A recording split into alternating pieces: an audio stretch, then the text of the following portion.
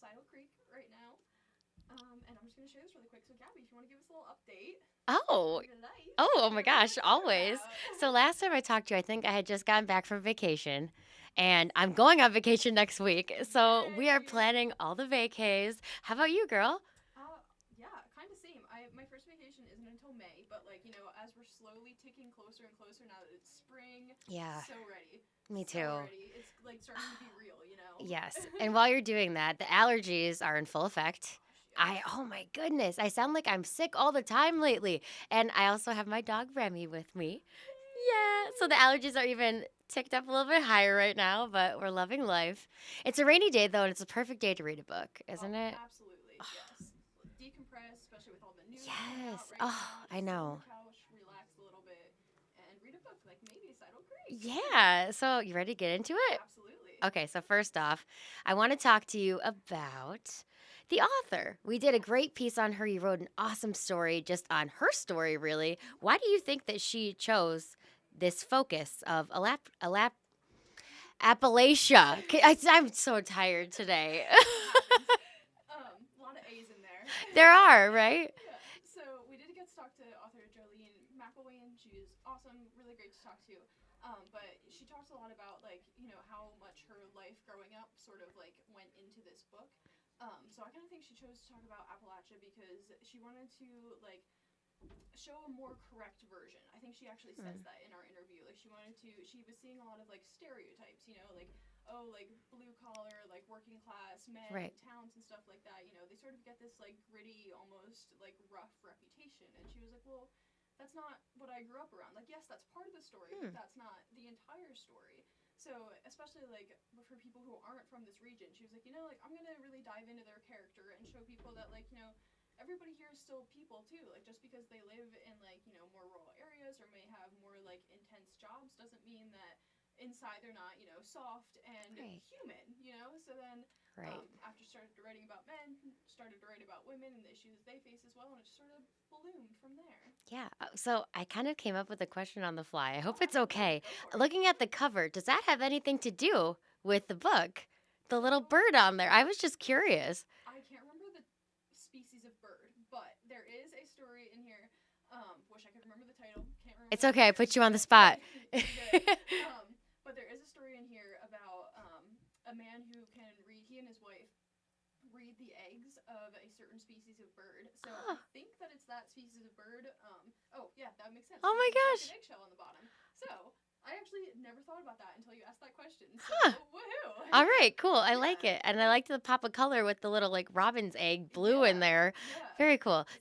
So, speaking of like the multiple stories, how was that? Because there are many stories in one Yeah, book. yeah. So I actually really like that. I think that it was the perfect format for like this sort of like we were saying about like trying to tell these stories because it allowed her to like tell more than one story. So there are some like short stories that are longer. There are some that are only a page or two. There are some I think Wow. I counted the one it's like 30 pages, so it almost feels like a novel even though it Right. doesn't take as long. But Huh. and they all of course have like exposition, climax, like ending, resolution. That's the word, resolution. Mm-hmm. So yeah, I think the short stories really like helped that because it was. I don't want to say easy because I'm sure it wasn't easy to write these Right. stories, but it really helped to like pack a lot of material into one book, a lot of themes, a lot of everything. So are they like interwoven or just kind of all different? Kind of. That's also the other cool thing. So, like, Sidle Creek is the name of the book, obviously, and the Sidle Creek is actually a creek. But so, like, in separate stories, some of them will mention Sidle Creek, some won't. There's Crazy Miss Jean is like a sort of like faith healer, not quite, but like Oh. more like the holistic medicine, Okay. herbs, that sort of thing. She pops up in a few stories. So they're not like super connected, but they may be talking about Tiller is the guy who reads the eggs. He pops up in another short story later, Oh. just like a passing reference.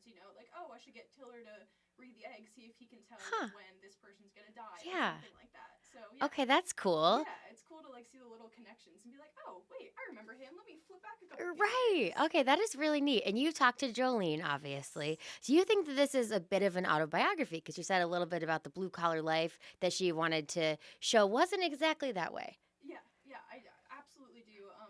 Jillian talked a lot about how she was like an outside kid growing up. Yeah.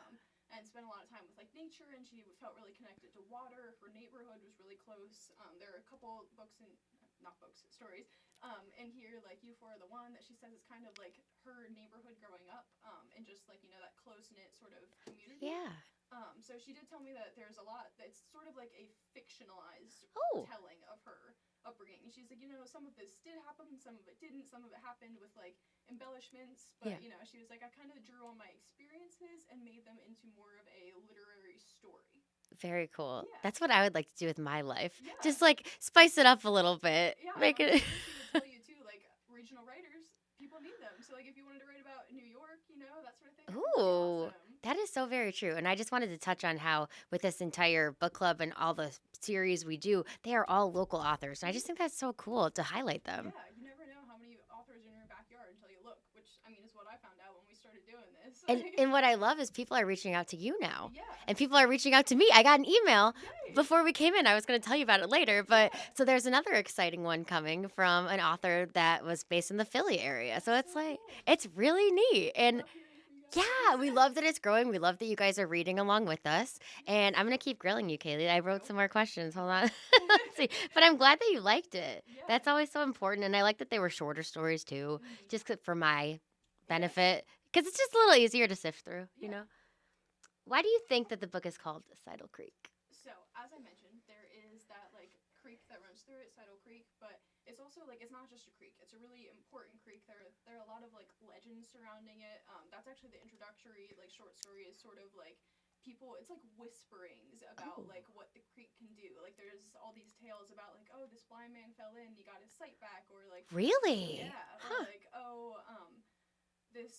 two guys were like fishing by the creek and the one had a stroke and he did end up dying, but you know the granddaughter, whoever who's like telling the story, is like, you know, I really wonder like if he had taken a sip from the Sidle, would he have lived, that sort of thing. So you know, it's sort of like the theme that weaves its way through the book, just, you know, as the river weaves through the woods. Oh wow, look at that. It's kind of like folklore too, you know. That's what I'm feeling from it. Very cool. Okay. And last but certainly not least, do you think people outside of Western PA would enjoy the book? Absolutely. This is another thing that Jolene said herself. You know, you don't have to be from like the Appalachia region to enjoy this book. There are themes that fit everything, everybody, you know. And a lot of like what this is really all about is Jolene saying like, you know, we have to come together. We have to be neighbors. We have to like be a community, which obviously can strike anywhere. Like you know, that's a pretty global message, I would think. And it's also, I feel like it would be cool if you are somebody from like New York or Buffalo or something like that, to just read about like this area. If you're from like California, you know, like it's sort of an interesting dive into like that's kind of the other cool thing is like the way that McIlwain writes it is it's like almost written in like that like dialect, like not quite proper English, you know, like not bad English obviously, but like just the grammar's a little off, just, you know, to that area, right? Yeah, exactly. So it's kind of cool to like it helps with the immersion, I think, like reading like that. So yeah, I would absolutely recommend it to people everywhere. I think anybody can enjoy it. And speaking to that for people at home, me and Kaylee, we were like, Appalachia, like we're like, how is it pronounced? Because Jolene pronounced it one way, I pronounced it another way. So it's cool to get the dialect from different places and just to experience a different place. And when you're reading, it's like you're there. Yeah, exactly. Yeah. Picture everything, hear everything. It's like, oh wow. Right. Very cool. So do we want to get into the next book, or is it more of a surprise? Yes, absolutely. Okay, let's do it. So, to your point earlier about people starting to reach out to us, this actually was sent to us at the station. So thank you very much. We're going to be reading Double Deception, Mission Tongue twister. Yeah, right. Talking about onomatopoeia. Yeah. By Elizabeth A. Wilson. So this will be our next read. We're very excited. And just to give you guys a little FYI, the book club is going to look a little bit different moving forward. So we're still going to be doing the author interviews. You can still see those. We just won't be doing discussions anymore. So we'd love to talk to you online. You know, we have our little Facebook group. We can always chat there. Yes. We just won't be doing the lives. But next up is Double Deception. Ooh, I'm excited. This seems like maybe a mystery type. Yeah, it almost looks like, I don't know if it's a cold case really, but like it's definitely, it looks intense. It does look intense. Okay, good. I'm excited for that one. Can't wait to hear more about it.